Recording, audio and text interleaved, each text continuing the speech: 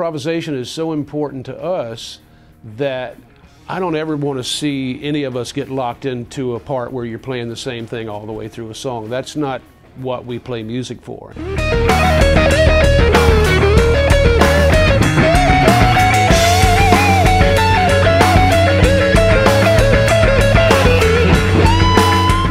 I love the interplay among the band. I love the looseness of it. Nobody's repeating themselves musically. It's just being taken like a jazz approach to a folk song. How would Miles Davis play a folk song? You know, that's what we're thinking in the back of our minds, you know. My favorite band is the Miles Davis Quintet with Tony Williams, Wayne Shorter, Herbie Hancock, and Ron Carter.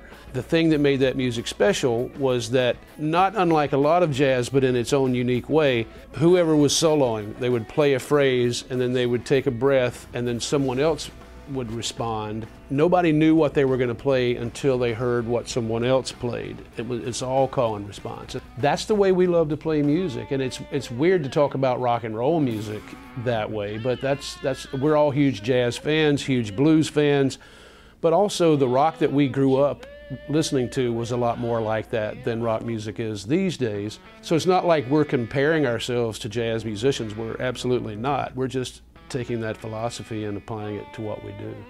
In our particular case, the way to achieve excellence as opposed to avoid mediocrity is to raise the bar as a musician individually and also raise the bar in the collective that you're in. And I think each of us have that imperative as players.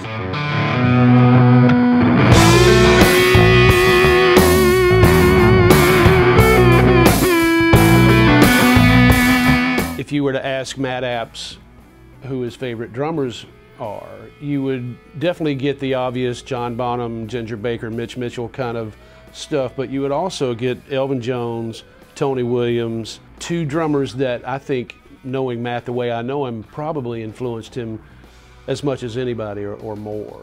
And Jorgen, you know, he came to America to go to music school and study jazz. Danny Lewis, I don't know if I should say started out, I'm not sure which instrument he started playing first, but his main instrument for most of his life was as a jazz trumpet player. Before, at some point, switching to keyboards, which is his main instrument now. But Danny plays guitar, bass, drums, keyboards, trumpet. Now he's playing valve trombone. If you ask Danny who his biggest keyboard influences are, he'll probably joke and tell you Lee Morgan or Freddie Hubbard, you know, who are both trumpet players.